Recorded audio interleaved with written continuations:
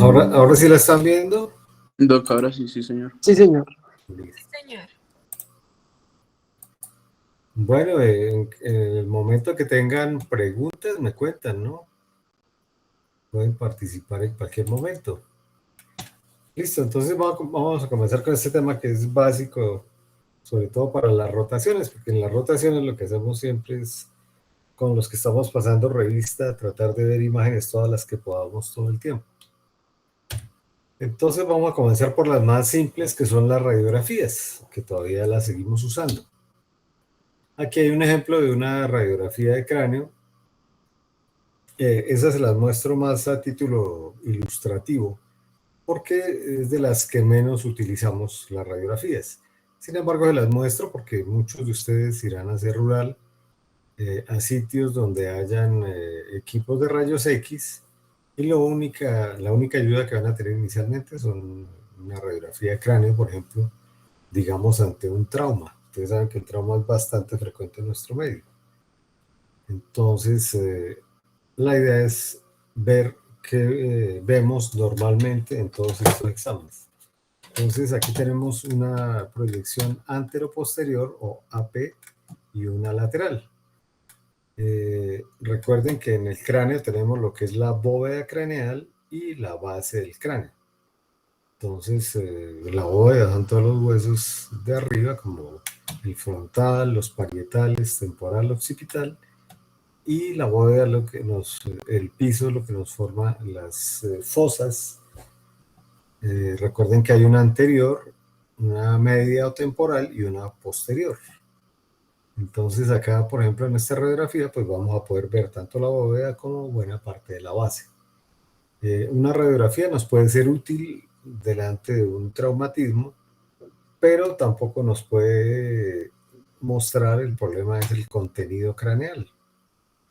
Entonces, si tenemos, por decir, algún paciente con un trauma craneoencefálico y la radiografía de cráneo es normal, si tenemos una alteración importante del Glasgow, pues esto lo único que nos permite descartar son fracturas, pero no podemos descartar un hematoma o cualquier tipo de hemorragia intracraneal. Sin embargo, pues si es lo único que tenemos a mano, pues vamos a evaluar cómo está la bóveda, ver que no haya fracturas. Aquí lo que vemos son las suturas. Recuerden aquí la sutura coronal. Vamos a evaluar cómo está la fosa anterior, la fosa media. Aquí tenemos la silla turca y la fosa posterior. Y en la base, en la fosa media, tenemos los peñascos, que probablemente los vemos mejor aquí en esta proyección AP. Vemos los peñascos. Pues aquí también vamos a poder evaluar cómo está la bóveda. Vemos las órbitas, los senos paranasales, el puente nasal con los huesos esmoidales, que es la parte que nos interesa. Pues de paso aquí está metida la cara, ¿no? Aquí en este caso en particular vemos una fractura de mandíbula. Obviamente pues aprovechamos a revisar todo. Pero digamos acá no hay ninguna fractura, no hay ninguna lesión. Aquí de paso vemos la parte alta de la columna cervical, que ya vamos a hablar enseguida de eso. Entonces, este examen sí sigue siendo vigente, la radiografía de columna cervical. Todo paciente que tenga alteración del estado de conciencia o estado de intoxicación, sea por alcohol, por medicamentos, por psicoactivos, lo que sea, o el paciente que tuvo un trauma de alto impacto, siempre debemos hacer una columna cervical para descartar que no haya una lesión a este nivel. De hecho, por eso cuando se recogen pacientes de trauma en carretera en particular, tenemos que inmovilizarlo y entre esos tenemos que inmovilizar la columna cervical porque es algo muy susceptible a daños secundarios si no la protegemos desde el principio. La idea en esos casos que les comentaba es siempre hacer por lo menos una radiografía y estar seguros de que no haya una lesión. Si ya hacemos una radiografía y vemos que no hay ningún tipo de fractura, luxación, lo que sea, ya podemos retirar el collar y quedar tranquilos. Pero lo contrario no está bien, retirarle el collar de Filadelfia a un paciente creyendo que no tiene nada sin hacer estudios, eso es un error grande que nos puede llevar a consecuencias graves. Aquí tenemos entonces a la izquierda una radiografía de columna cervical y a la derecha una AP. Una buena radiografía de columna cervical debe mostrarnos hasta C7. Ya tenemos C1, 2, 3, 4, 5, 6, 7. Aquí se ve incluso T1 y parte de T2. Esta está muy buena. Resulta que con frecuencia los hombros nos impiden ver bien C7.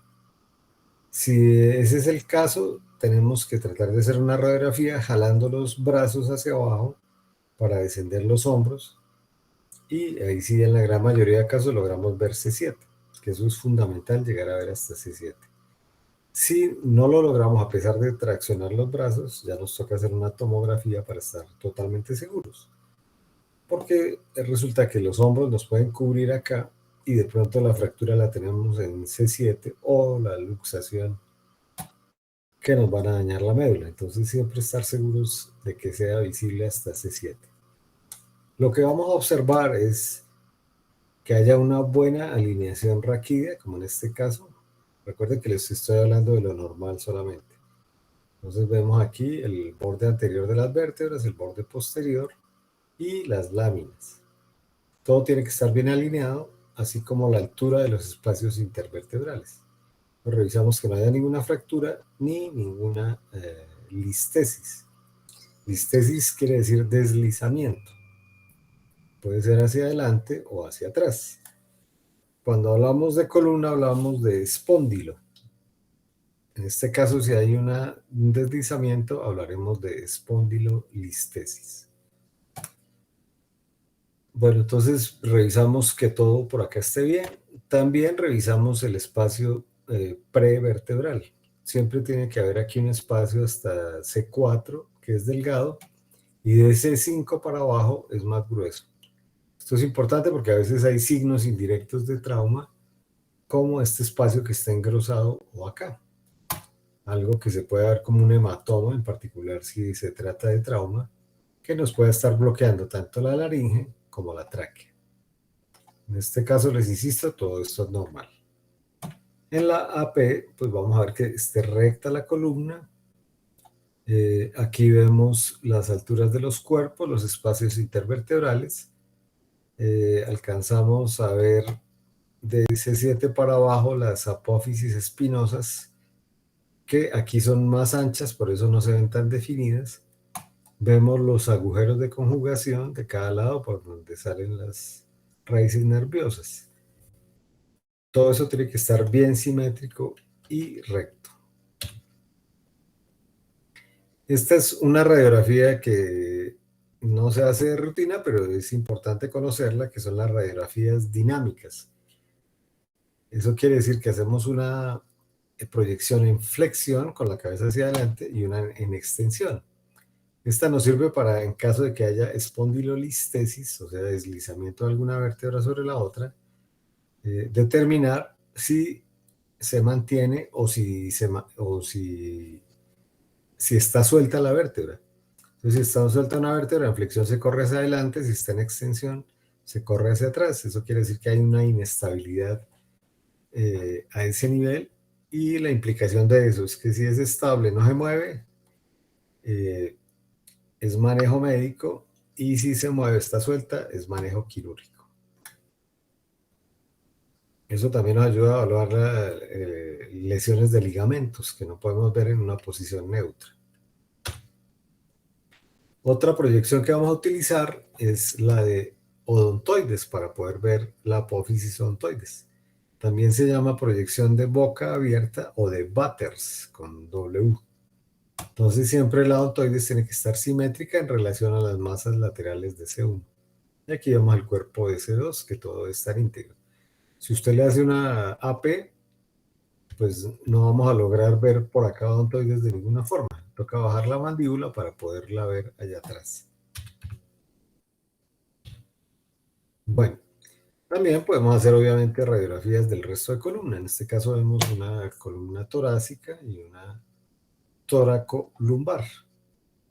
Entonces lo mismo, vemos que esté bien alineado, la altura de las vértebras, los espacios intervertebrales, y en la lateral que la lordosis, la cifosis dorsal sea la normal y la lordosis lumbar sea la normal. Vemos la buena alineación raquídea de los espacios intervertebrales. Esta es una lumbosacra un poco más nítida, donde vemos lo mismo. La AP, donde vemos que todo tiene que estar recto. Vemos las apófisis espinosas, que todas deben estar alineadas. Estos circulitos de los lados corresponden a los pedículos de las vértebras, que deben ser también visibles y simétricos. La altura de las vértebras y de los espacios intervertebrales. Y en la lateral vemos la lordosis lumbar, con una buena alineación raquídea y preservación de los espacios intervertebrales. También vamos a observar los forámenes de conjugación, que son los forámenes de salida de las vértebras. Deben ser siempre amplios. Aquí vemos los pedículos. Estos pedículos son los que vemos acá de frente, estos que vemos acá. Las láminas y las apófisis espinosas. Y aquí en medio de ellos las apófisis articulares. Aquí vemos claramente donde viene el ala ilíaca, que siempre corresponde a la altura del E4 al E5. Eso es útil para acordarse cuando vamos a hacer punciones lumbares. Bueno, pasando a un examen más avanzado, vamos a hablar de la tomografía axial computarizada.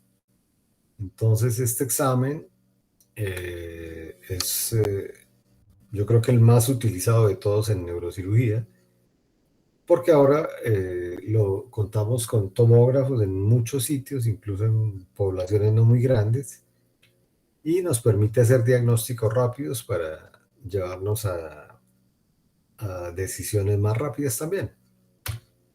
Esto funciona con rayos X. Esta es la foto de un tomógrafo, donde vemos cómo va girando y nos va dando un montón de descargas radiológicas que después van a ser recopiladas por el software y nos va a generar imágenes. Hay que tener en cuenta que la radiación de una tomografía es alta. Más o menos una tomografía de cráneo equivale a tomarse 20 radiografías de tórax. Entonces, esta parte de la radiación es importante tenerla en cuenta, porque tanto en niños, entre más pequeños, más riesgo de causar lesiones tanto neurológicas como endocrinas si repetimos mucho la radiación, como en mujeres embarazadas, en las que está totalmente prohibido hacer tomografías por el riesgo teratogénico, sobre todo los 3 primeros meses, para que siempre lo tengan en cuenta. No sé si estén ya habituados a este término, que son los cortes: el corte sagital, el corte coronal y el corte axial. Inicialmente los tomógrafos solo hacían cortes axiales, por eso se quedó con el nombre de tomografía axial computarizada. Los actuales ya permiten hacer cortes coronales, sagitales, reconstrucciones de todo tipo. Este es el ejemplo de una tomografía axial de cerebro. Simple se llama porque no tiene adición de ningún tipo de contraste. Entonces aquí hablamos de densidades. En rayos X hablamos de radio lúcido, radio opaco, cuando es blanco, cuando es negro. Aquí hablamos de densidades. Entonces las densidades se comparan con la densidad del parénquima cerebral. Entonces todo lo que es gris se habla de isodenso. Lo que es blanco se habla de hiperdenso. Entonces, el parénquima cerebral es isodenso. Hipodenso es el aire, como lo que está afuera, y el líquido, como el líquido cefalorraquídeo. Aquí vemos el líquido cefalorraquídeo dentro de los ventrículos, que se ve negro. También los espacios subaracnoideos, como los valles de Silvio o las circunvoluciones. Y hablamos de hiperdenso, lo que es blanco, lo que es más denso. Entonces, hablamos del hueso, hablamos de las calcificaciones. En este caso en particular vemos aquí unas calcificaciones en los cuernos occipitales. La gran mayoría de nosotros a partir de los 15 años presentamos calcificaciones, tanto de los plejos coroideos como de la glándula pineal, para que lo tengan en cuenta. Resulta que la sangre fresca se ve hiperdensa. Entonces, estas calcificaciones hay que saber que las tenemos para no ir a confundirlas con hemorragias, en este caso dentro de los ventrículos. Entonces, siempre vamos a revisar la totalidad de las imágenes, a ver qué encontramos. Antes se imprimían así en fotos, ahora son videos.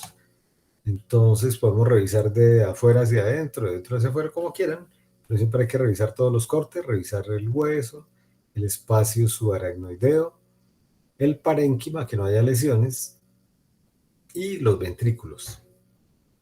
En este caso en particular vemos aquí en occipital una lesión hipodensa, o sea, más negra, que la vemos acá en varios cortes, lo cual podría corresponder a edema o a un infarto. No lo podemos saber en este momento.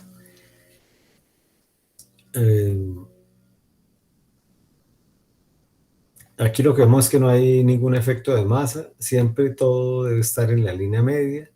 Las cisternas de la base deben ser permeables. Y aquí pues vemos una lesión que no nos está ni siquiera empujando el cuerno occipital de este lado. Bueno, tenemos también algo que llamamos ventanas. En este caso hay una ventana que se llama parenquimatosa, que nos permite ver muy bien el parénquima cerebral, pero no nos deja ver también el hueso.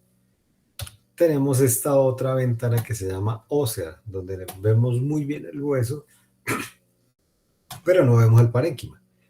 Entonces, siempre que pedimos un estudio, una tomografía, siempre nos va a salir automáticamente las dos ventanas. Y esto es útil sobre todo en caso de traumatismo, porque nos va a permitir ver la ventana ósea en detalle y descartar fracturas. Esto es tan detallado que nos permite ver una fractura lineal, por ejemplo. En este caso vemos aquí un corte a media cabeza, donde se ve los senos frontales con sus tabicaciones más prominentes del lado izquierdo. Cuando vemos una tomografía hay que imaginarse uno como si hiciera cortes y los viera de abajo para arriba. Eso implica que los vamos a ver al revés. Entonces aquí lo que es derecho realmente corresponde al lado izquierdo del paciente. Y lo que vemos aquí izquierdo corresponde al lado derecho del paciente. Aquí no está marcado, pero siempre va a aparecer una letrica acá que dice L y R en inglés, left, right. Pero para que lo tengan en cuenta, eso obviamente es súper importante para los que hacemos cirugía de cráneo, porque puede uno equivocarse de lado fácilmente. Entonces siempre a este lado lo izquierdo y a este lado lo derecho. Les hablaba del ejemplo que vimos inicialmente de una tomografía de cráneo simple. Esta es una tomografía de cráneo con contraste. Eso implica que hicimos una inyección de contraste intravenosa que se va por el flujo sanguíneo y nos va a dibujar todos los vasos sanguíneos del cerebro, pero también nos es útil para cuando tenemos o tumores o infecciones o inflamaciones. Aquí lo reconocemos porque hay este realce, todo este blanco es contraste que pasa. Entonces se ven vasitos, algunos cortados tangencialmente, otros perpendicularmente. Aquí estos redonditos son vasos que van verticalmente y se ven como cortados. Y los plejos coroideos que están captando todo el producto de contraste. Aquí vemos otros vasos claramente. Entonces, las TAC cerebral simples, como esta que no tienen contraste, son útiles en trauma craneoencefálico. Y las de contraste, como les mencionaba, es en caso de sospechar o un tumor, o una infección, o un proceso inflamatorio. También, a partir del contraste, nos permite realizar reconstrucciones. En este caso vemos una angiotomografía. angio porque estamos viendo toda la vascularización. En este caso vemos tanto arterial como venosa. Entonces ustedes ven aquí las carótidas comunes, dando las carótidas internas y las carótidas externas. Y por detrás vemos las vertebrales que se unen aquí para formar el tronco basilar. Aquí tenemos el polígono de Willis con la cerebral media de cada lado, cerebrales anteriores, pero también alcanzamos a ver ya el flujo venoso con su drenaje. También puede uno pedir que le hagan solo reconstrucción arterial o reconstrucción venosa, si quiere uno ya determinar si hay alteraciones vasculares específicas. Obviamente, pues también vamos a tener tomografías de la columna. Aquí vemos una tomografía en corte sagital de la columna cervical. Aquí lo que hay que entender es que ya es un solo corte que está sobre la línea media. Aquí vemos muy bien, lo mismo que vemos en las radiografías, que todo esté bien alineado, los espacios conservados, y en particular aquí podemos ver el calibre del canal raquídeo. Aquí vemos las láminas y las apófisis espinosas, dependiendo del corte, el agujero magno, y algo relevante en este corte es siempre tener en cuenta la distancia que hay entre el arco anterior del atlas, o sea, S1, con la apófisis odontoides, este espacio que está acá. Nunca debe ser mayor de 3 milímetros, porque si es mayor quiere decir que hay una luxación de la odontoides que se corrió para atrás. Esto mismo lo vamos a ver aquí en cortes axiales, donde vemos ventana parenquimatosa y ventana ósea. Estas corresponden al mismo, pero en la ventana parenquimatosa vemos mejor los tejidos blandos, mientras que en la ósea pues vemos mejor el tejido óseo. Este espacio que les mostraba acá corresponde a este espacio, entre el arco anterior de C1 y la odontoides. Aquí este espacio es el que les digo que no debe ser mayor de 3 milímetros, porque no implica que hay una luxación entre el atlas y la odontoides. Eso tiene implicaciones quirúrgicas. Una tomografía de la columna dorsal y una de la lumbosacra. Entonces igual vemos que todo esté bien alineado. Aquí este corte no quedó exactamente en la línea media, quedó un poco corrido, entonces aquí vemos bien cómo está el canal medular de un lado, y aquí se va corriendo hacia los lados y empiezan a aparecer los pedículos y las articulares. Pero obviamente todo eso viene en video, entonces usted lo puede mover de lado a lado e ir revisando bien que no haya ninguna lesión ahí asociada. En esta lumbosacra, pues lo mismo, vemos que todo esté alineado, los espacios conservados, el calibre del canal medular, y aquí lo que vemos es este espacio entre el E5 y S1, si ustedes comparan con estos, pues está completamente pinzado. Y vemos esta lesión hipodensa, o sea, negra, que corresponde a presencia de aire. Esto es una degeneración gaseosa del disco intervertebral del E5-S1, ya por proceso degenerativo. Bueno, ahora pasamos a otro que es más avanzado, que es la resonancia magnética nuclear. Entonces, la resonancia está producida por un campo magnético que nos va a acelerar los electrones de los átomos de hidrógeno. Resulta que tenemos hidrógeno en todos los tejidos de nuestro organismo. Dependiendo de la concentración, pues nos va a permitir identificar uno u otro tejido. Esta es la foto de un resonador, que es como un túnel pequeño. Aquí va la camilla, el paciente lo meten allá, y esto empieza a girar y es como un gran imán que nos va a producir un campo magnético de una fuerza bastante importante, por lo cual debemos tener en cuenta que si son pacientes que tienen objetos metálicos, en particular de acero, o tienen marcapasos o válvulas o clips de aneurisma, cualquier cosa de esas tiene que ser informado. De hecho, un paciente esto le toca entrar solo en batica, dejar sus joyas, su reloj, todas sus cosas metálicas, porque se corre el riesgo de que se los arranque el campo magnético del resonador. Antes, por ejemplo, en columna, los que ya han pasado ya saben lo que son las artrodesis de columna, que es cuando le ponen unos tornillos y barras a la columna por diferentes razones. Hasta hace unos 20 años eran en acero. Si un paciente de esos lo metieron al resonador, le va a arrancar todo eso. Entonces siempre los técnicos de los resonadores son muy cuidadosos en investigar bien al momento de la resonancia que no tenga ningún objeto de esos metálicos que puedan ser sobre todo de acero.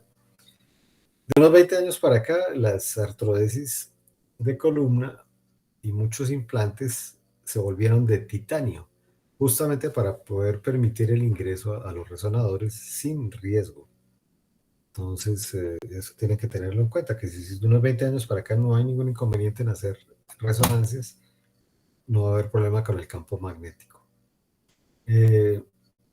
Yo les decía en la tomografía que en niños y en embarazadas no se deben hacer, pues resulta que el resonador no tiene ningún efecto teratogénico y podemos hacer sin ningún problema en niños, en bebés y en mujeres embarazadas. Fuera de la precaución de los objetos metálicos que eventualmente sean de acero o de plomo, como pacientes con esquirlas de proyectiles, por ejemplo, hay que tener en cuenta que este examen es lento. Mientras una tomografía se hace en unos 2 o 3 minutos, esto puede pasar fácilmente unos 40 minutos. Entonces, si usted mete aquí la cabeza entre este túnel y esto haciendo ruido, hay que tener en cuenta a los pacientes que son claustrofóbicos. Y en ese caso, hay que solicitar la resonancia con sedación para meter al paciente prácticamente allá bien sedado y que no se nos vaya a descompensar. Aquí tenemos una imagen de resonancia. Como ustedes ven, en relación a una tomografía, pues es mucho más definida la imagen. En tomografía hablábamos de densidades, aquí hablamos de intensidades. Entonces hay una serie de secuencias que se producen cuando empieza a arrancar el imán, esto dando vueltas hasta que se acelera y después lo paran y se desacelera. Entonces, durante la acelerada y la desacelerada nos va a producir un poco de imágenes diferentes de acuerdo a la velocidad con que estén girando los electrodos de hidrógeno y se llaman secuencias. Entonces, no los voy a enredar tanto con el cuento de las secuencias, pero sí les quiero mencionar las dos más importantes. Una que llama T1, que es cuando se acelera el imán, y T2 cuando se desacelera. Entonces, aquí hablamos de intensidades. En T1 lo reconocemos porque el líquido cefalorraquídeo es hipointenso y T2 lo contrario, hiperintenso. Este T2 es como el negativo de T1. Y eso nos va a permitir identificar qué tipo de tejidos son o qué tipo de lesiones. Eso es bastante importante. No se preocupen mucho por eso, porque siempre las tomografías, las resonancias, todo va leído por el radiólogo y siempre les van a pasar a ustedes el informe y ustedes terminan mirando es la conclusión. Pero pues esto lo hago es para que ustedes sepan de qué estamos hablando. ¿Listo? Entonces, el parénquima lo vamos a ver isointenso, así como hablábamos en la tomografía, y todo lo que es blanco va a ser hipointenso y lo negro, y lo blanco va a ser hiperintenso. Entonces, hipointenso, lo líquido, y el aire en particular, y lo hiperintenso, la grasa del cuero cabelludo y el hueso, que es moderadamente hiperintenso, en T1, lo contrario en T2. Entonces, como ustedes ven aquí, vemos mucho más en detalle, vemos muy bien aquí los ventrículos, pero aquí vemos bien la diferenciación entre sustancia gris y sustancia blanca, que eso no lo podemos ver en la tomografía. Vamos a ver mejor cada detallito, vemos bien aquí dibujados los ganglios basales, el tálamo, núcleo caudado, etcétera, etcétera. En T2 lo contrario, pero vamos también a ver muy bien en detalle. Aquí vamos al revés, la sustancia blanca se ve negra y la gris se ve más blanquita. Aquí vemos entonces cuernos frontales con el septo pelúcido, tercer ventrículo, glándula pineal y los cuernos occipitales. Vamos a ver bien en detalle los surcos, tanto acá como acá. Aquí, por ejemplo, fíjense cómo pasa un vaso, lo vemos muy bien.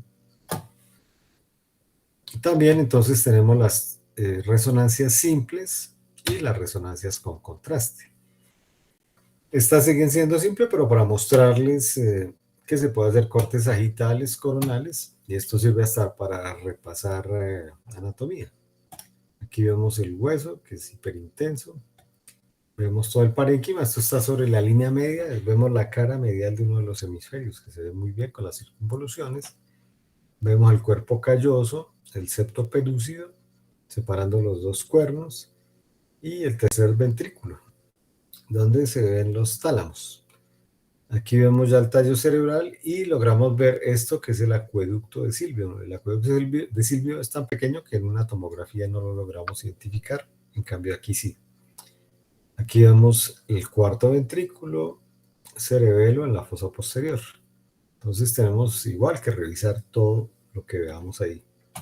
En el corte coronal vemos los cuernos frontales, el septo pelúcido, tercer ventrículo, la hipófisis con su tallo y carótidas en los senos cavernosos. Aquí el detalle es mucho más grande. Entonces les mencionaba que tenemos las simples, pero también tenemos las de contraste, que nos permiten a través de la inyección de un medio de contraste intravenoso resaltar más ciertas lesiones. En este caso vemos aquí una lesión a nivel del tálamo izquierdo que resalta bien. Por acá vemos vasos cortaditos, cortaditos. Y esta lesión está haciendo efecto de masa. Y aquí vemos cómo está esto que es edema, que se ve hipointenso. Esto puede corresponder a un tumor o a un absceso. Igual la misma indicación que en la tomografía. Lo que es tumores, infección o abscesos, lo vamos a estudiar con contraste. Aquí tenemos otro ejemplo de contraste donde vemos esta captación que llega hasta la corteza. Lo más seguro es que esto sea un infarto. Y vemos todos los vasitos cortados y ahí sabemos que es con contraste. También, como la tomografía, podemos hacer reconstrucciones. Aquí hablamos de una angioresonancia. Con la TAC hablábamos de angiotac. Aquí tenemos una angioresonancia en fase arterial y una angioresonancia en fase venosa. Aquí vemos bien las dos carótidas internas, el sifón carotídeo, y cómo se bifurca aquí en cerebral anterior, pericallosa, la comunicante anterior, las cerebrales medias de cada lado. Y aquí el drenaje venoso con el seno longitudinal superior, las venas de trolar, aquí los senos laterales sigmoideos que van a terminar en la yugular. Eso nos permite descartar lesiones vasculares. Eso es bien importante. Obviamente también podemos hacer resonancias de columna. Entonces aquí vemos columna cervical en T2. Recuerden que en T2 el líquido cefalorraquídeo es hiperintenso y en T1 hipointenso. Entonces, además de ver muy bien las vértebras, tenemos la ventaja de ver la médula que con la tomografía no la vamos a poder ver.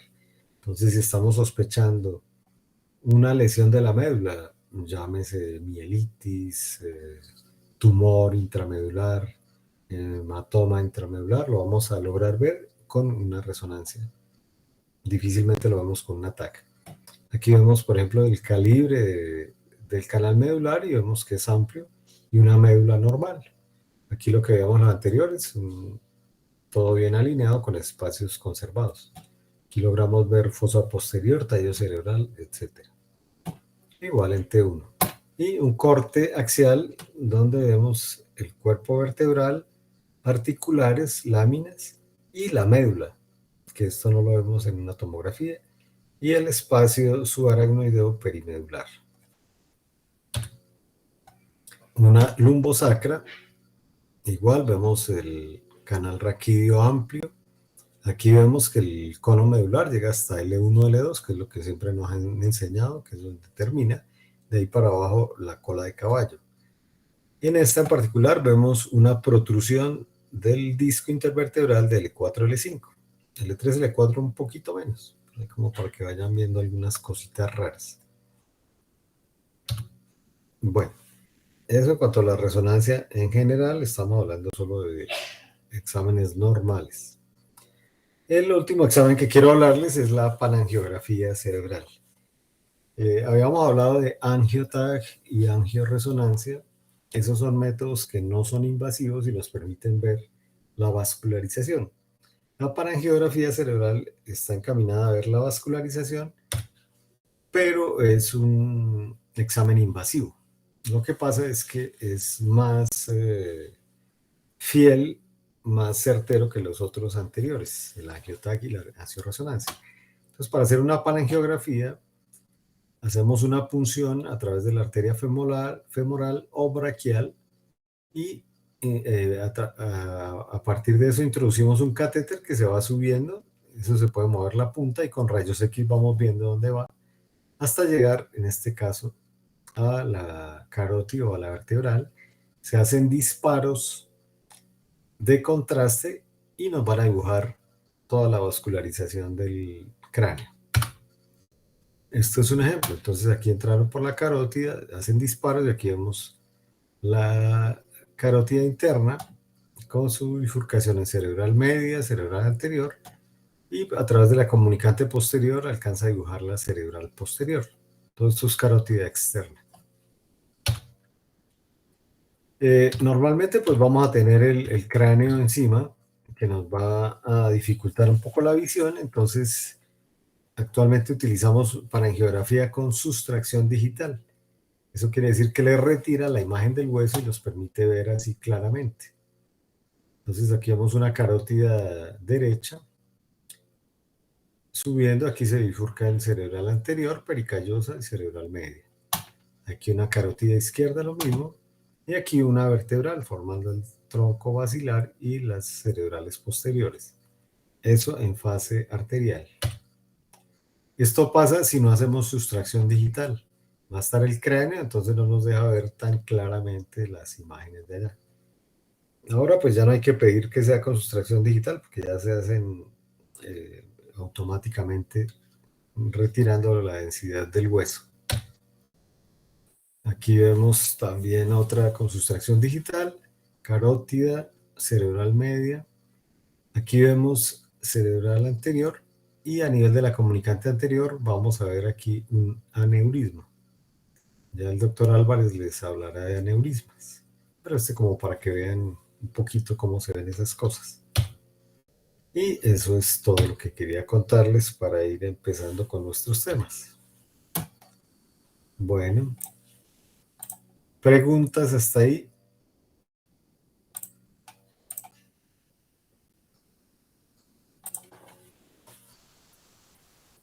Doc, ¿Alguien? una pregunta. ¿Para la panangiografía es importante evaluar función renal? Sí, señor, siempre que se vaya a aplicar un producto de contraste, así sea para la tomografía o la resonancia, siempre se debe evaluar la función renal, porque todo lo que son medios de contraste son potencialmente nefrotóxicos, entonces siempre tenemos que estar seguros de que tenemos una buena función renal. Interesante su pregunta porque eso es algo fundamental. Muy bien, Santiago. Vale, vale, Doc. Bueno, ¿alguna otra pregunta? Como les dije, pues estábamos hablando, era para iniciar con este tema de lo que es básico. Sí, María. Doc, hablamos ahorita de la tomografía de cráneo con contraste y hablábamos que se utilizaba mucho para tumores e infecciones, pero Ujú. entonces ahí el contraste no estaría contraindicado en la infección. ¿No hay algún riesgo de que el contraste pueda desplazar la infección o algún tipo de... No, no, porque las cantidades de contraste de todas maneras son muy pequeñas, ¿no? Eh, entonces no hay problema. O sea, siempre hay que poner una balanza y en ese caso son más la información que vamos a obtener que los riesgos. Pero lo importante es, como dijo Santiago, estar seguros de que el riñón esté funcionando bien, porque si tenemos una creatinina alta, por ejemplo, pues no podemos colocar contraste. Nos toca solo exámenes simples. Y si es indispensable hacer con contraste, nos toca primero hacerle preparación al paciente con protectores renales e hidratar bastante el paciente hasta que logremos llegar a unas funciones renales normales que nos lo permitan. Incluso en pacientes con insuficiencia renal, se programan los exámenes para cuando tengan sus diálisis y podamos hacerlos con contraste. ¿Listo? Listo, gracias. Bueno, María, muy bien. ¿Alguna otra duda que tengan de momento?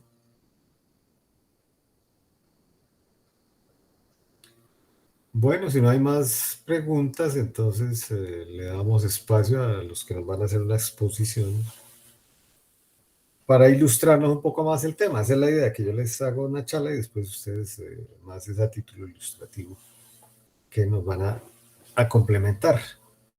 Entonces, ¿están listos, muchachos, con su exposición?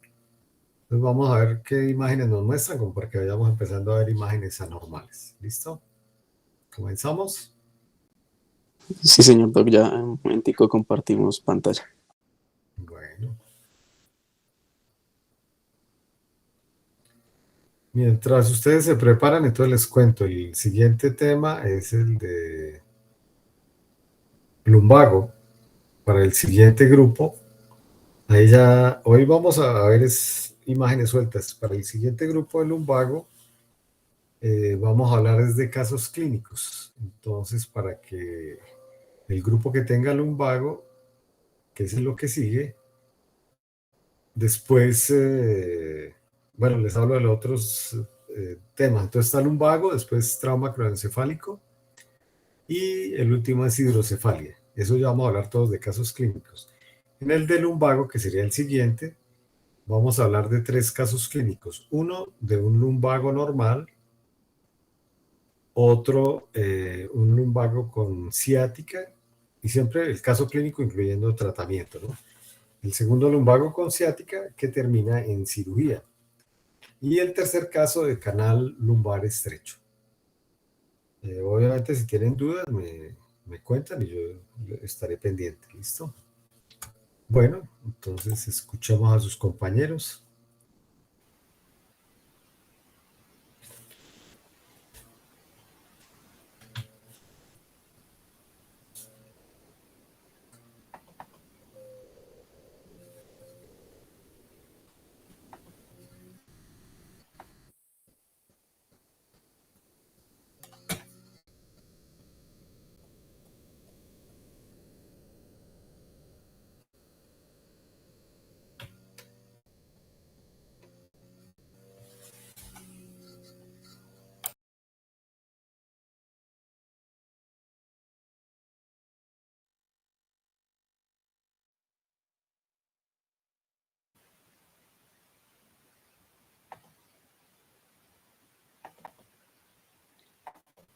Yo no puedo presentar porque mi internet no me deja. ¿Alguno de mis compañeros de grupo podría presentar, por favor? Dame un segundo, Angelic, ya intento yo.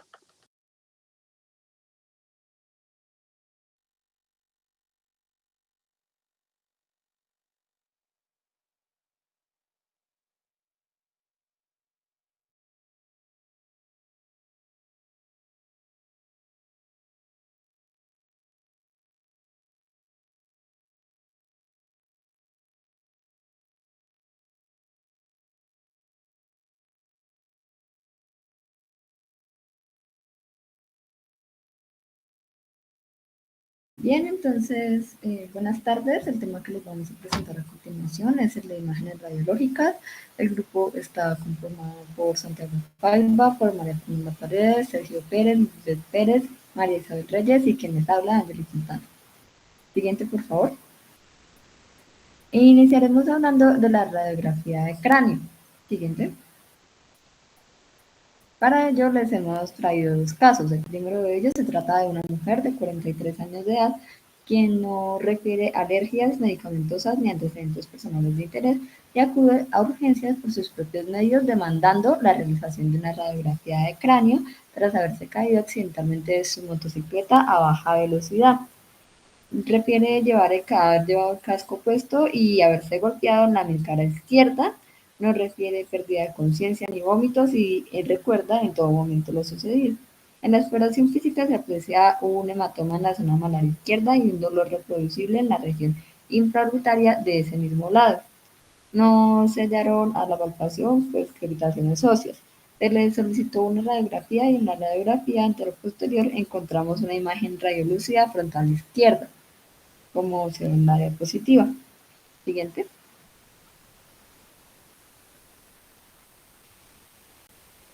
También se le solicitó al ingresar a la sala de observación un TAC de cráneo que constata la presencia de aire intraventricular e intraparenquimatoso y una fractura de base de cráneo. Sin embargo, como no corresponde a esta parte de la exposición, no se presenta. Siguiente. La paciente cursa con un neumoencéfalo que se refiere a la presencia de aire en la cavidad intracraneal, tal como vemos también en esta radiografía. Y este aire puede hallarse ventricular en la región parenquimatosa, aracnoidea, estructural, siendo la más frecuente, o epidural. La clínica puede ir desde la ausencia de los síntomas hacia una sintomatología vaga como la cefalea, las náuseas, el vómito y la letargia, llegando incluso a clínica secundaria, aumento de volumen y a hipertensión intracraneal. En este último caso se definiría como un neumoencéfalo a tensión. Entre las causas podemos encontrar los traumatismos, neurocirugía, infecciones intracraneales por gérmenes productores de gas, etc. En los traumatismos cráneoencefálicos, el neumoencéfalo se produce principalmente a través de fracturas de los senos paranasales, como presentamos en esta radiografía, o por fracturas de la base del cráneo, tal y como presentamos en el caso de la señora, que se refiere a la radiografía que anteriormente vimos. Sin embargo, como no le tomaron una radiografía con ese tipo de talla que necesitábamos, no se puede observar la fractura. Siguiente. La imagen de lesión va a ser el TAT y el tratamiento va a consistir en observación clínica y radiológica, debido a que en un alto porcentaje de los casos alcanzan la fase de resolución. La opción quirúrgica nada más se contempla para los casos de neumoencéfalo de atención o si hay un paciente muy sintomático. En este caso podemos ver que la radiografía no sería el método de imagen más adecuado, ya que en la radiografía se tienden a superponer las estructuras. Sin embargo, como vimos en el caso en el que llega la señora demandando esta imagen al servicio de urgencias, pues suele ser pedida normalmente, pese a que en realidad no se necesita, sino para ciertos casos, como vemos en la diapositiva, en la parte en la que están las indicaciones. Sin embargo, en este caso nos resultó útil para encontrar cuál era la alteración que ella presentaba. Siguiente. El segundo caso se trata de una lactante de 2 meses de edad sin antecedentes personales a destacar, que desde el nacimiento presenta una tumefacción en el cuero cabelludo a nivel de la fontanela posterior, y debajo de esta tumefacción presenta sobre el plano sagital una hendidura. La hendidura es de bordes delimitos bien definidos, de forma elíptica, y los bordes tienen una consistencia ósea y es indolora y no lata. En la radiografía podemos ver de la parte de arriba que hay un cráneo de desarrollo armónico, simétrico y no hay ninguna alteración ósea. En la radiografía que se encuentra en la parte inferior izquierda encontramos encontramos un defecto óseo que es único, tiene bordes irregulares y no presenta esclerosis, o sea, no presenta una imagen radiodensa, que es lo que caracterizaría la esclerosis, sino una imagen radiolúcida, que es lo que caracterizaría la falta de continuidad en la parte de la frontal posterior. Ya en un enfoque selectivo, que es el de la imagen inferior derecha, encontramos una tumefacción del tejido que cubre la lesión, lo que se visualiza por medio de la radioopacidad, o sea, como la difuminación blanca alrededor del hueco que encontramos, que es radiolúcido, y esto nos permite observar claramente la lesión que tiene la lactante. Siguiente. Respecto a esto, podemos decir que normalmente se pueden encontrar unos 2 agujeros en el hueso parietal. Estos son defectos normales de la osificación ósea y se van a encontrar en la intersección entre la sutura sagital y la sutura lambdoidea, como vemos en la imagen de la izquierda que refleja lo normal. Sin embargo, como vemos en la imagen de la derecha, que ya sería lo anormal, encontramos unos agujeros que llegan a medir de 5 milímetros a varios centímetros. Esto como resultado de una falla de la osificación del hueso membranoso alrededor de la muesca parietal. Estos huesos existen ya que permite mantener un flujo venoso a través de ellos. Sin embargo, se puede producir que no se cierren y esto es normal hasta el segundo o tercer año de vida. Siguiente. Sin embargo, anterior. Sin embargo, puede que estos agujeros no se presenten en número de 2, sino que nada más se presente uno. Y se presentaría uno en la fontanela posterior, sería persistente, agrandado, central y central en la parte del hueso. Siguiente. Estos defectos por lo general no causan síntomas. Sin embargo, una pequeña proporción de pacientes pueden presentar vómitos, dolor local intenso y cefaleas. En la mayoría de los casos se trata de algo benigno, sin embargo, en otros casos puede constituir un signo más de una asociación sindrómica que puede estar relacionado a craneosinostosis, microcefalia, etc. Se puede diagnosticar por medio de un ultrasonido en la semana 18 a 20 de gestación hasta un 50% de los casos. Siguiente.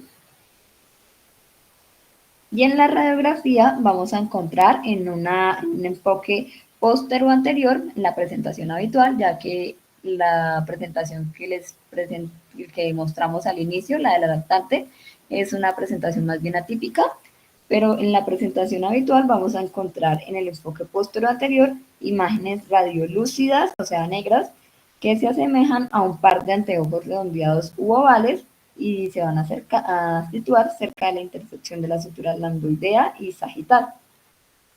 Y estas alteraciones pues no van a ser visibles en el enfoque de perfil debido a que ambos agujeros se superponen.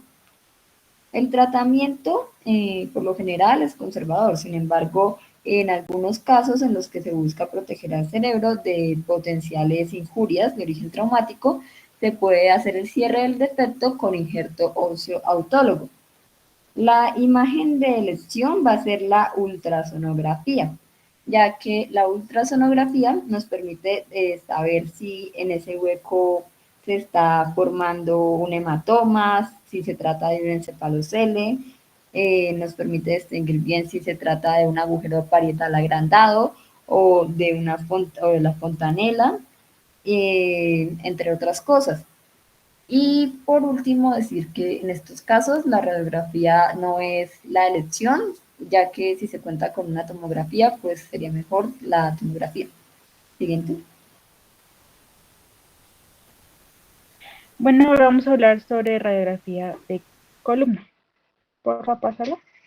Entonces, lo primero que vamos a hablar son de defectos congénitos, de patologías congénitas, que estas alteraciones pueden ser simples, con una deformidad asociada, o pueden ser complejas cuando conllevan a que se presente una deformidad espinal. Estas deformidades pues abarcan cifosis, hiperlordosis y escoliosis. Y hay casos extremos en los que se pueden provocar otras alteraciones como por ejemplo insuficiencia respiratoria, cardiopulmonares, incluso paraplegia.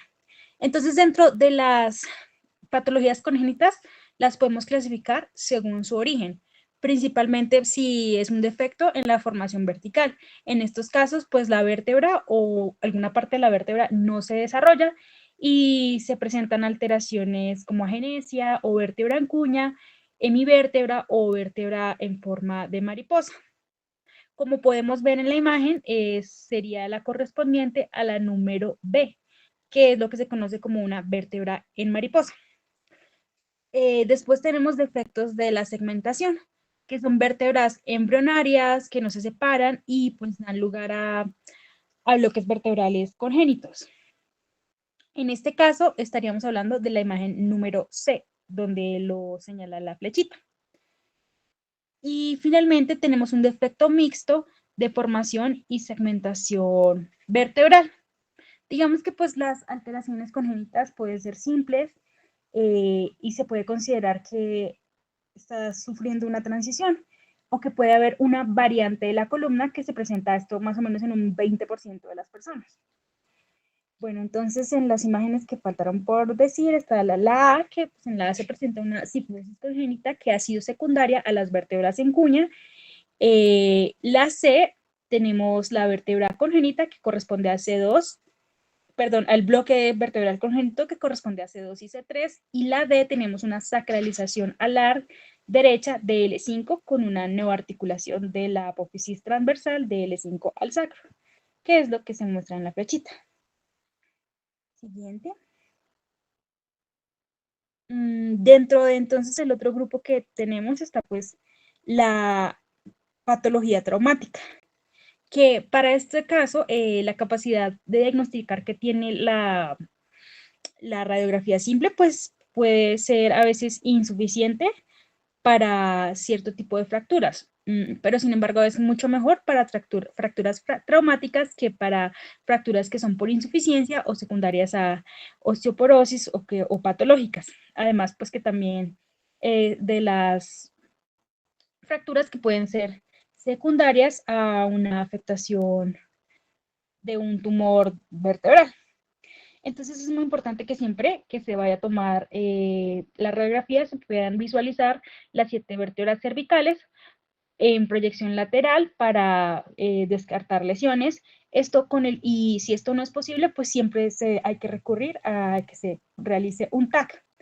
Digamos que cuando en la radiografía pues se detectan fracturas, el siguiente paso que recomiendan muchos autores es que se realice un TAC para lograr que se tenga una mejor visualización de la anatomía de la zona. Se ha demostrado que pues la radiografía simple puede llegar a no diagnosticar lesiones presentes de tipo cervical hasta en un 40%. Por eso se recomienda muchísimo que después de la radiografía, si se evidencia alguna anormalidad o si hay síntomas, pues se realice el TAC. Y la TAC puede pues desvelar hasta en un 25% los casos en los que se trata de una fractura por un estallido con diferentes grados de retropulsión, por ejemplo, golpes en los muros. Entonces, en la imagen que tenemos presente, tenemos una radiografía normal en el A, en la que podemos identificar 5 líneas que se pueden trazar sobre ella. Y en la parte B tenemos una fractura en lágrima por un mecanismo de flexión a nivel de C3. Y también se observa en la parte de atrás una disrupción de la línea vertebral posterior. Y esto se visualiza en un paciente que tiene una tetraplegia. Siguiente. Luego tenemos otro tipo de lesiones que pues son fracturas por insuficiencia o patológicas. En este tipo de fracturas pues la resonancia magnética es muy sensible y específica para que se realice la diferenciación. Pero pues la radiografía normal nos permite orientar cuál es el diagnóstico. Entonces, en este caso podemos ver que la fractura vertebral osteoporótica suele tener 2 formas, que una es una forma en cuña y la otra es la forma bicóncava. En cambio, la fractura pues, de causa tumoral puede mostrar cambios osteolíticos, que eso pues ya lo vamos a ver ahorita. Y algo que es importante es que es el signo de la necrosis vertebral que se conoce en la enfermedad de Kummel, que en este caso pues se ven pequeñas colecciones aéreas dentro del cuerpo vertebral. Y pues eso es un hallazgo que nos sugiere una fractura de tipo osteoporótica con una característica benigna. Algo que es muy importante tener en cuenta y es que en los pacientes osteoporóticos, que en la radiografía no se pueda evidenciar esta lesión, no excluye que la lesión esté presente. Por eso es importante que se complemente con una resonancia magnética. Y en casos pues, de lesiones es importante la resonancia para evidenciar que las partes como la médula, los ligamentos y los músculos estén conservados. Entonces en la imagen A encontramos una fractura osteoporótica en cuña, en la parte en la que lo señala la flechita. En la parte B tenemos una fractura osteoporótica en diábono. En la C, una fractura osteoporótica con un vacío intervertebral. Y finalmente, en la D, una fractura patológica secundaria a una metástasis con áreas líticas y blásticas. Siguiente, por favor. Y ya para finalizar esta parte de patología, pues vamos a hablar de causas tumorales. Entonces vamos a hablar de tumores vertebrales. Digamos que las causas más comunes para que se presenten los tumores vertebrales pueden ser en la columna, son de tipo metastásica y un mieloma múltiple. Los tumores vertebrales son infrecuentes, ya que se presentan de un 3 a un 9% de todos los tumores óseos primarios. Y pues en la radiografía simple es poco sensible visualizar que se presenta una destrucción ósea o un reemplazo medular. Digamos que esto, que se puede evidenciar que de un 30 a un 50% de la pérdida de la densidad ósea en las lesiones que son visibles. Sin embargo, algo que es típico es la destrucción del pedículo, lo cual indica que la lesión ya está como en una fase más avanzada. Entonces, en el diagnóstico diferencial, pues es importante tener en cuenta que este tipo de lesiones en la columna incluyen tanto lesiones benignas como, por ejemplo, el osteoma osteoide o el osteoblastoma o el hemangioma. Y entre las malignas que se pueden considerar están el cordoma y la metástasis principalmente de órganos como los pulmones, la tiroides y el riñón, que estos son muy de características osteolíticas. Bueno, entonces, no, iba a explicar las imágenes, eso, gracias. Entonces, en la A tenemos lesiones osteolíticas que han sido secundarias a un hemangioma, y en la B tenemos se puede evidenciar lesiones secundarias a una metástasis de carcinoma pulmonar. Y ya, ahora sí. Bueno, entonces a continuación yo les voy a hablar acerca de la tomografía computarizada de la cabeza o el cráneo. Aquí, como lo venía mencionando el doctor en su charla inicial, pues realmente aquí lo que se hace es la utilización, digamos, de muchas cargas o muchos disparos de rayos X como tal para obtener una secuencia de imagen. La tomografía computarizada de cabeza pues nos ayuda a permitir pues, evaluar estructuras tanto pues óseas como pues, lo es el cráneo, el cerebro, también las órbitas, las cuencas de los ojos y los senos paranasales. Además de esto, pues digamos al hecho de que sea computarizada, es decir, que pasa por un software que analiza la imagen, pues permite, digamos, que sea un poco más específica y que tenga mejor calidad. Además de eso, pues digamos, permite como tal editar las imágenes, y mediante dicha edición, pues las tomografías nos pueden permitir realizar lo que son las reconstrucciones tridimensionales para que, digamos, dentro del campo, digamos, de la neurocirugía se pueda hacer digamos, una aproximación diagnóstica y una referenciación, digamos, de la ubicación de la lesión, la cual se está estudiando de una manera mucho más precisa. Siguiente. Entonces, como hemos visto, pues la indicación de la tomografía digamos, de cerebro tiene muchas indicaciones, y una de ellas es el trauma. Dentro del trauma podemos encontrar lo que es el hematoma subdural. Ahí en la imagen, en la diapositiva, podemos ver que pues hay un hematoma subdural típico con aspecto de media luna que provoca desplazamiento de la línea media y también de todas las estructuras encefálicas. El, el, el hematoma subdural como tal pues se encuentra en el encéfalo izquierdo pues, de la imagen, como sabemos ya es lo que venía diciendo, pues se altera la lateralidad. El hematoma subdural se sospecha cuando el paciente pues refiere un trauma y aparte de eso tiene como lenguaje confuso, mala pronunciación, dificultad digamos equilibrio dificultad en el equilibrio de la marcha, cefalea, falta de energía, confusión. También puede tener otros síntomas como vómitos, problemas de la visión, debilidad, cambios en el comportamiento. Pueden, digamos, también cursar con episodios psicóticos agudos y convulsiones y pérdida del conocimiento. Siguiente. Este es un hematoma subdural que vimos en la revista de neurocirugía y del San Rafael la semana anterior. Este es pues un hematoma que me llamó bastante la atención, ya que tras de que el hematoma es bilateral, podemos ver que hay en en la parte izquierda de la imagen, lo que corresponde al el encéfalo de la parte derecha, tiene pues como esta configuración más característica de media luna. Sin embargo, en la parte izquierda de la cabeza pues también se encuentra un hematoma subdural, pero que no tiene como tal esa configuración de media luna. Además de esto, pues el hematoma, además de ser subdural y de ser bilateral, tiene pues sangrados de diferentes edades, ya que como también lo mencionaba el doctor, pues hay como cambios en la coloración del sangrado, lo que refiere que pues es un hematoma de pronto más crónico, de una data de pronto más larga, pero que pues aún sigue sangrando, por lo que el que es más reciente se ve más blanco y lo que es pues más antiguo se ve más oscuro, es decir, más hiperdenso, perdón. Siguiente.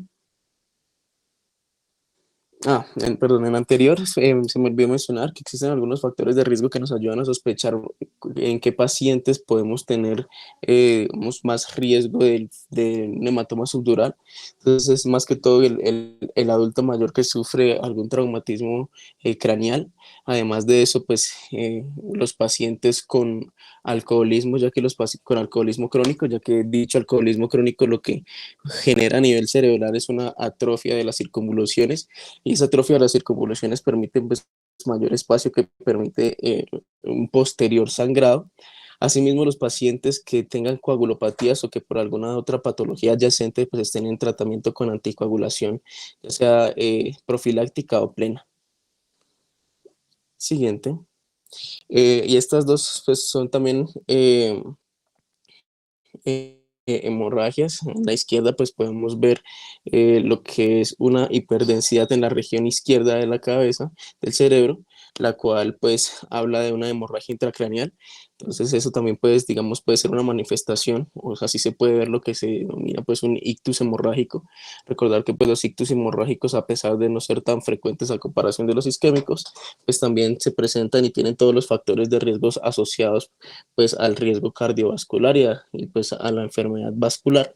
Y el hematoma epidural es un hematoma más típico de lo que son los traumatismos cráneoencefálicos, como vemos pues, en la parte derecha de la diapositiva, donde se ve pues una imagen hiperdensa en la región derecha del encéfalo, asociado también a una pues, colección que se podría denominar como un hematoma subgaliar. Dicho hematoma epidural se caracteriza pues, por ser de un trauma agudo de alto impacto y como digamos pueden ser los accidentes de tránsito, en motocicleta, en carro, las caídas y podemos ver que también genera el efecto de desviación de la línea media, es decir, efecto de masa y genera pues aumento de la presión intracraneal requiriendo pues una descompresión y un manejo pues quirúrgico de urgencia. Siguiente.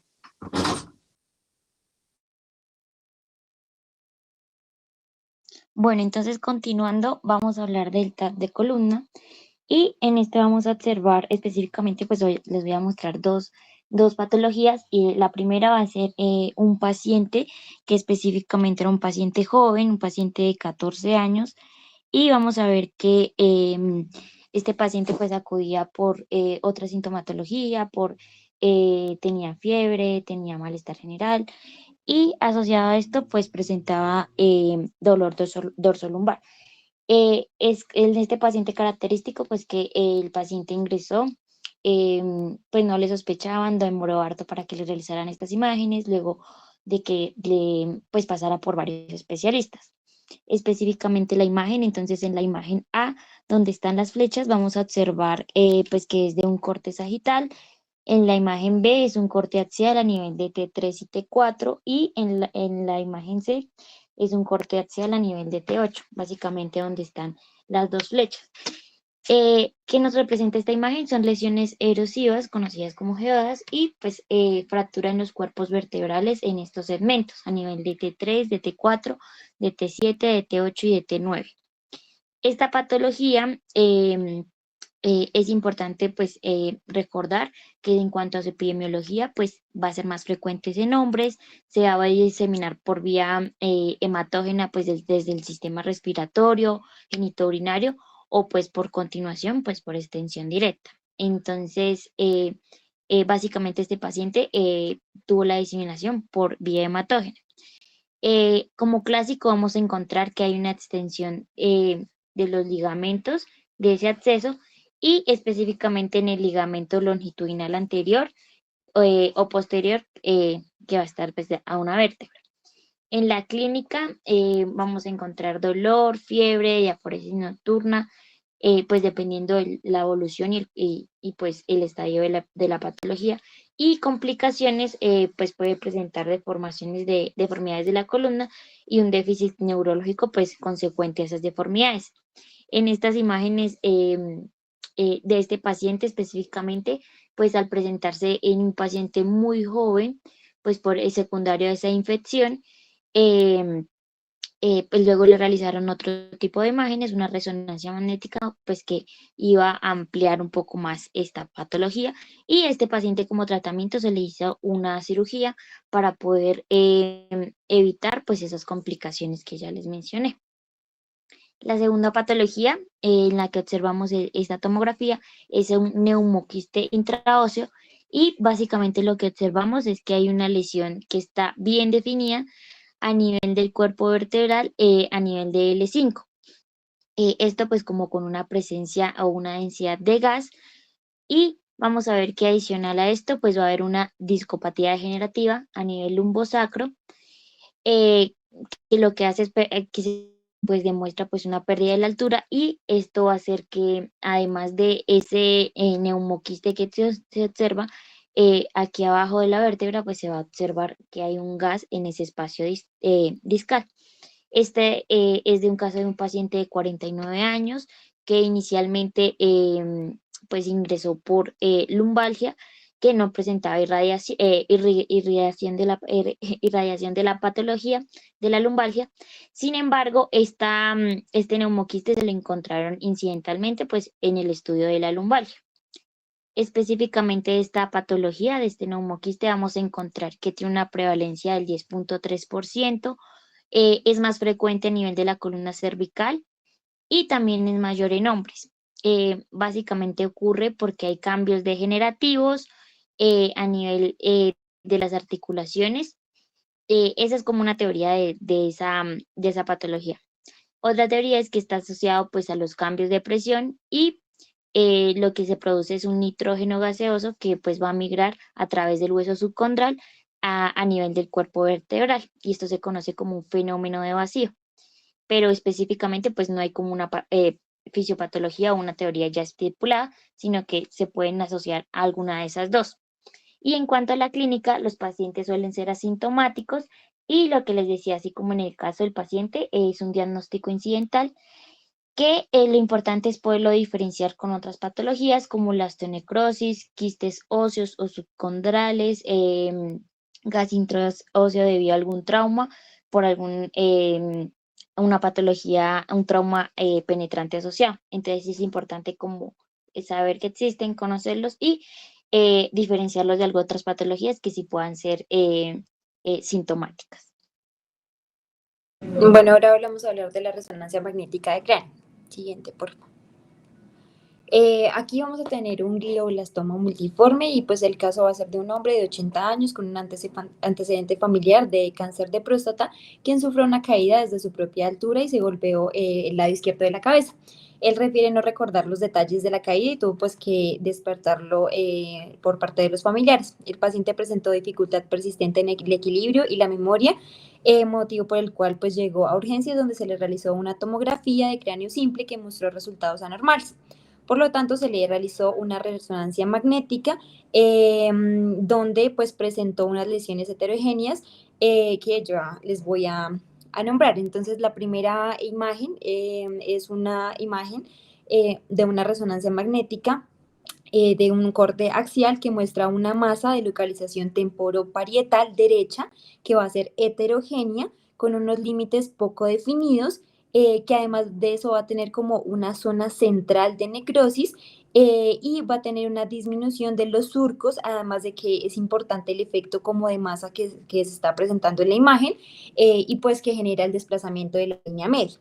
La segunda imagen también es un corte axial donde va a mostrar o va a permitir como mostrar mejor esos hallazgos de necrosis, que es como lo que está hiperintenso, que está pues como resaltando Santiago, y pues los hallazgos pues que también les nombré anteriormente. Dale, siguiente.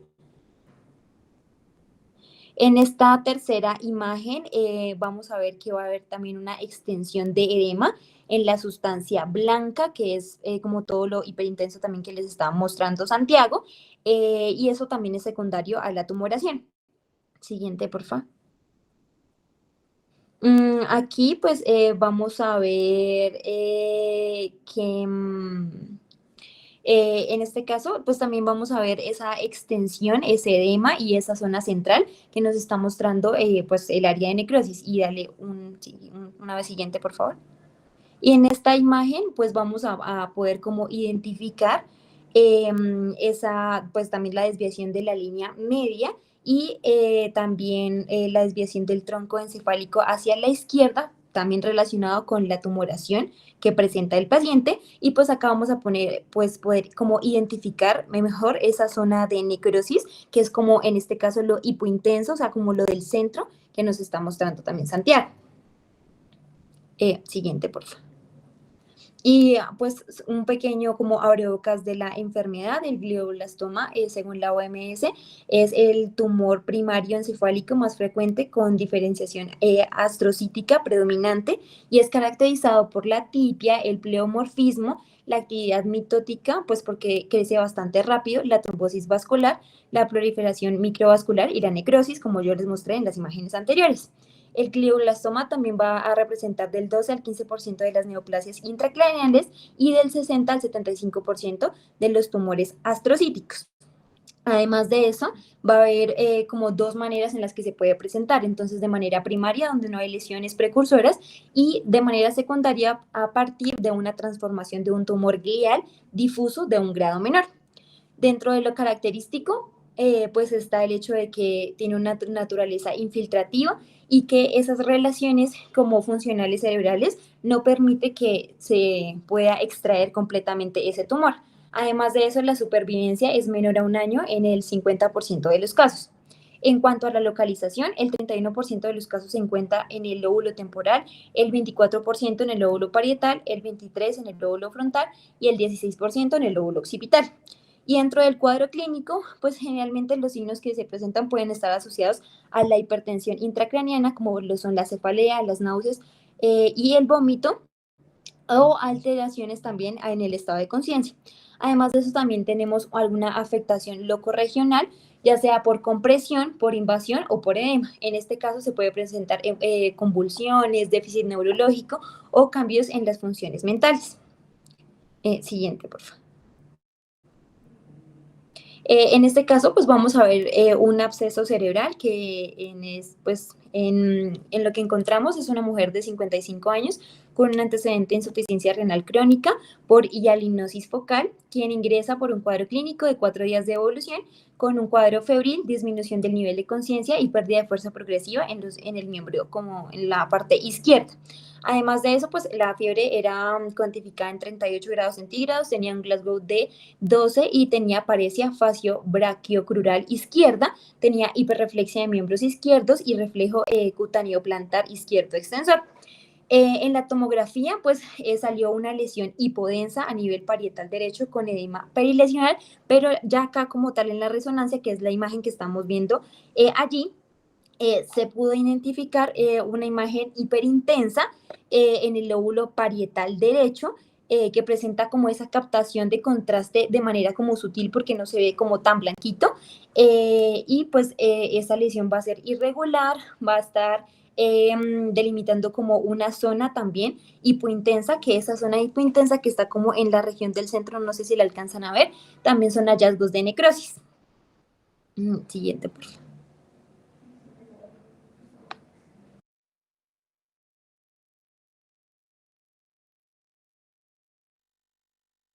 Bueno, y ya para terminar esta exposición, vamos a hablar de la panangiografía o angiografía cerebral.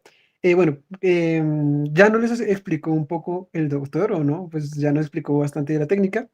Entonces, pues esta se hace por medio de un medio de contraste que se va a inyectar directamente para detallar sobre todo lo que serían, pues, algunas de las arterias principales que van hacia el cerebro, ¿cierto? Como la arteria vertebral derecha, la arteria vertebral izquierda, la carótida interna derecha e izquierda y demás.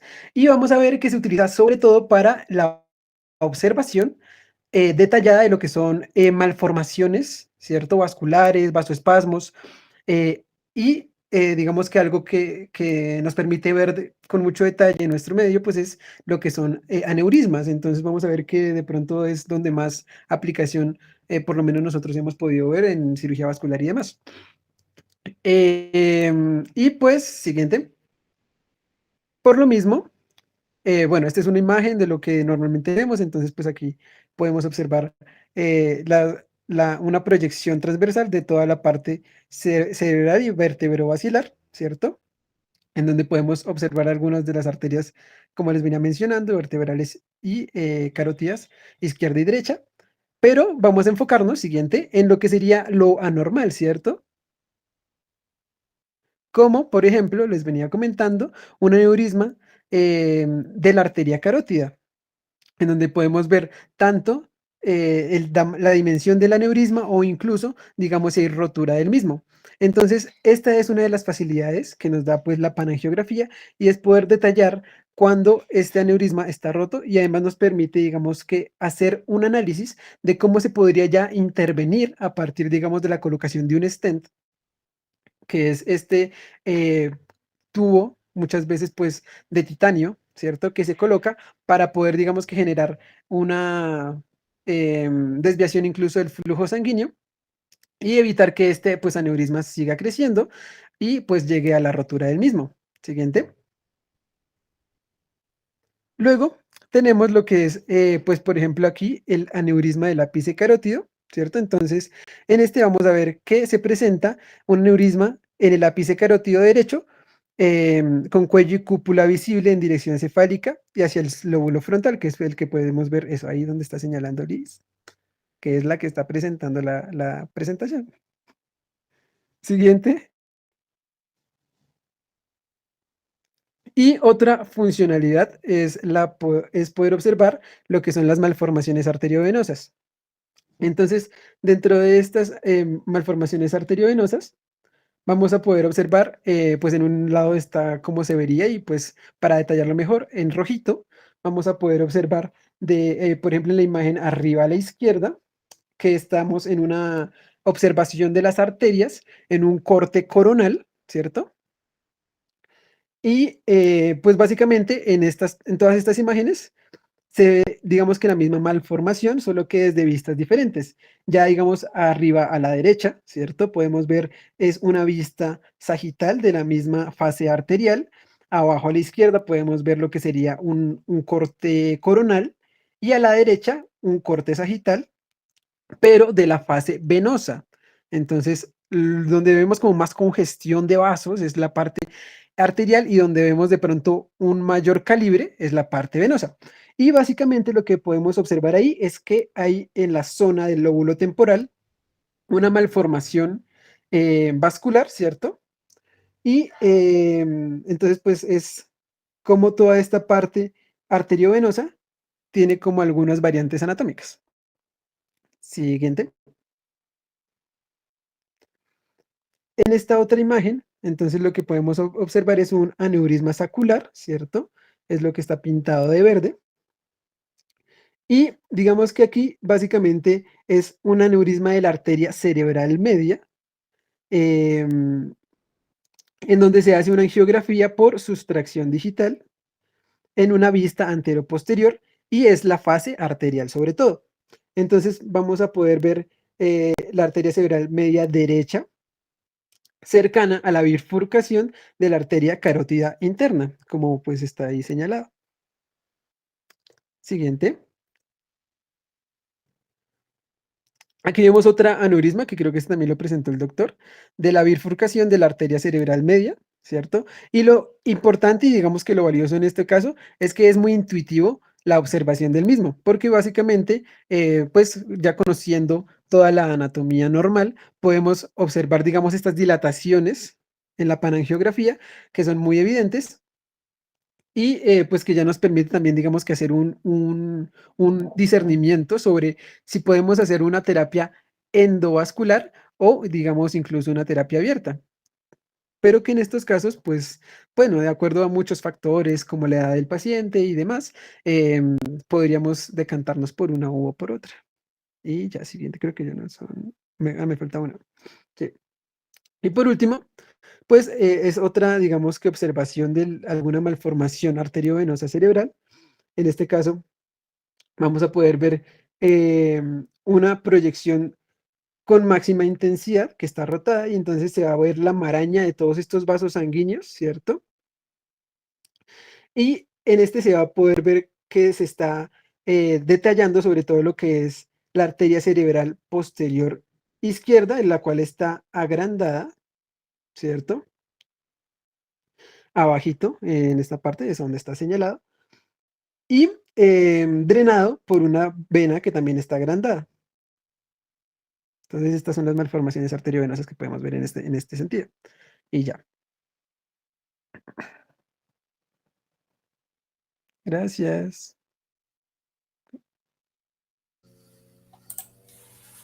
Bueno, muchas gracias, estuvo muy interesante, nos dieron un panorama bien amplio y con unos ejemplos muy interesantes. ¿Preguntas? ¿Comentarios? Bueno, como les insisto, uno aprende a ver imágenes es viéndolas. Entonces, esa es la motivación cuando pasan por la rotación para que veamos todas las imágenes que podamos. Obviamente, cada patología tiene sus propias imágenes, sus propias variaciones, y es un tema bastante amplio.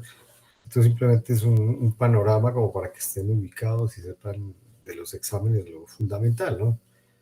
No pretendemos ni que sean radiólogos ni neurocirujanos con unas charlas de estas, pero sí que se ubiquen y sepan hablar también el idioma básico de estas imágenes. ¿Nadie tiene preguntas? Bueno, les agradezco, estuvo muy interesante. Entonces, ya nos pondremos de acuerdo para la siguiente charla, que es lumbago. Me gustó también que fueron muy juiciosos con el tiempo, que esa es la idea, que no hagamos charlas demasiado extensas para que no nos aburran detrás del computador y que nos queden mensajes claros. Bueno, si no hay nada por ahí que comentar, entonces les agradezco su atención y les deseo que pasen una buena tarde. Muchas gracias a todos y que descansen. Listo, Gracias. profe. Gracias, Gracias. doctor. Gracias, Gracias. doctor. Profe, Bueno, mañana es también triple jornada, o sea, 2 consultas o una consulta, una cirugía y la verdad no sé por qué es que como han estado haciendo jornadas adicionales, hoy por ejemplo yo no sabía que había otra jornada adicional. Normalmente mañana, miércoles, solo debería haber cirugía a las 7 de la mañana. Y el resto van a revista con el doctor Vitola a las 6:30. ¿Listo? Doctor, ¿y la cirugía es con su merced? Sí, señora. Entonces yo ya hoy ya no estoy de turno de urgencias, sino ya pasé a mi semana de actividad programada.